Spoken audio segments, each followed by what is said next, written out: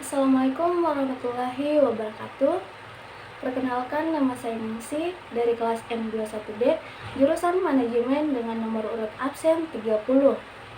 Di video ini saya akan menjelaskan poin-poin dari ke-13 materi ini, yaitu yang pertama hakikat ibadah, kedua sholat, 3 puasa, 4 zakat, 5 haji, 6 zikir dan doa, 7 etos kerja muslim, 8 fikih keluarga sakinah, 9 kewarisan, ke-10 wasiat, hibah dan wakaf, 11 hak asasi manusia, 12 fikih informasi, dan 13 fikih lalu lintas.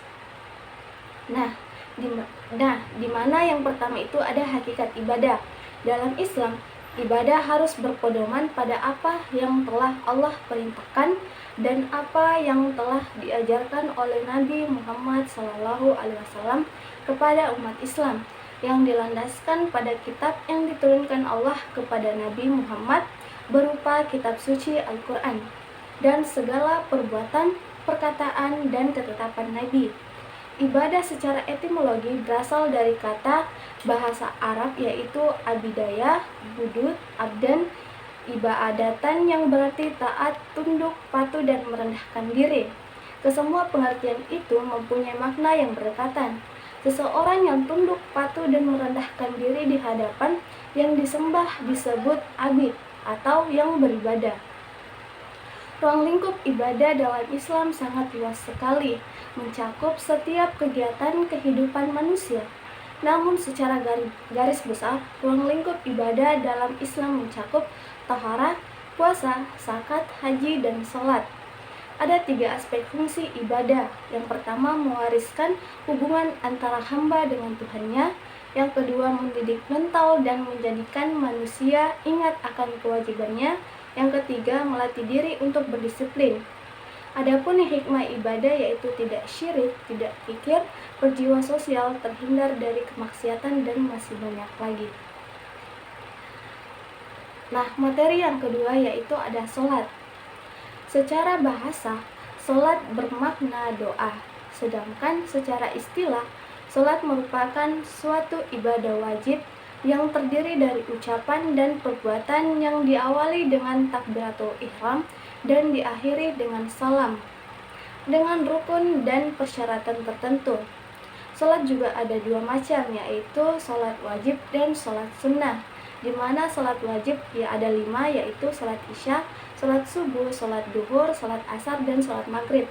Sedangkan sholat sunnah ada sholat tahajud, sholat duha, dan masih banyak lagi.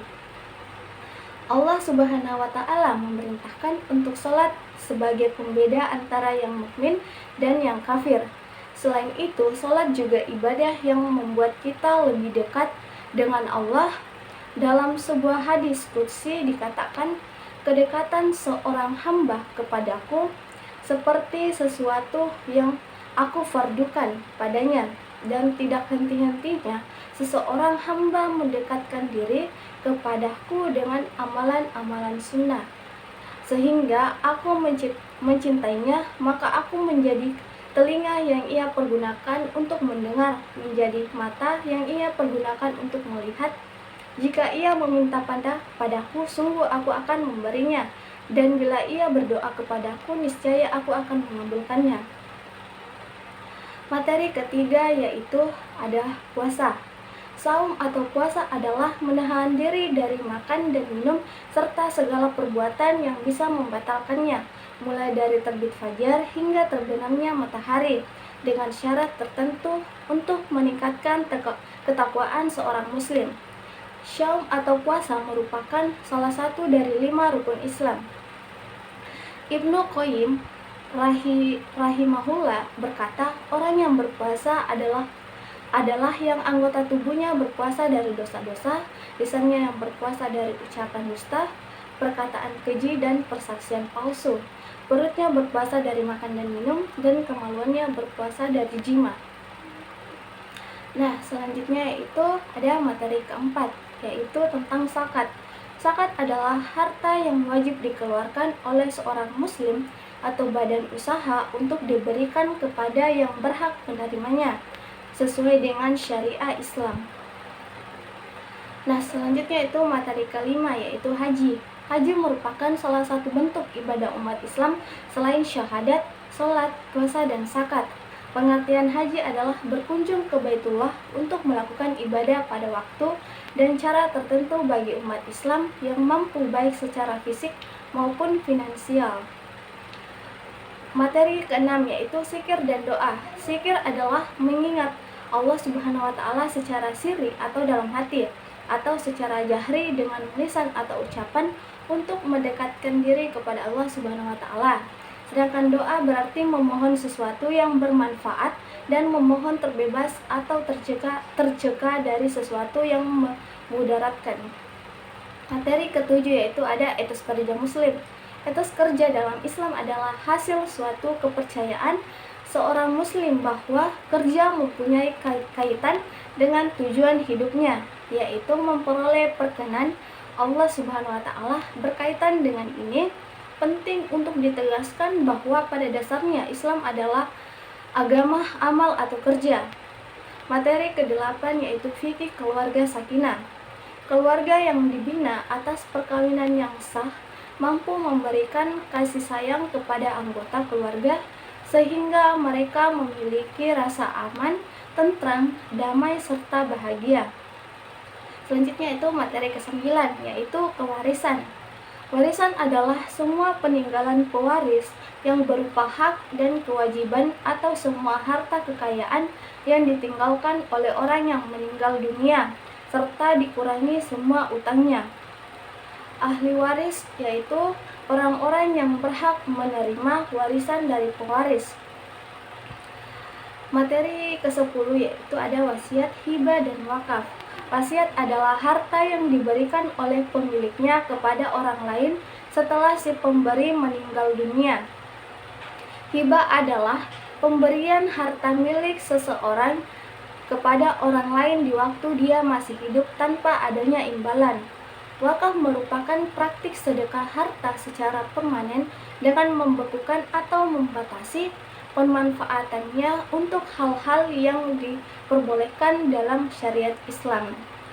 Selanjutnya itu materi ke-11 yaitu hak asasi manusia atau HAM.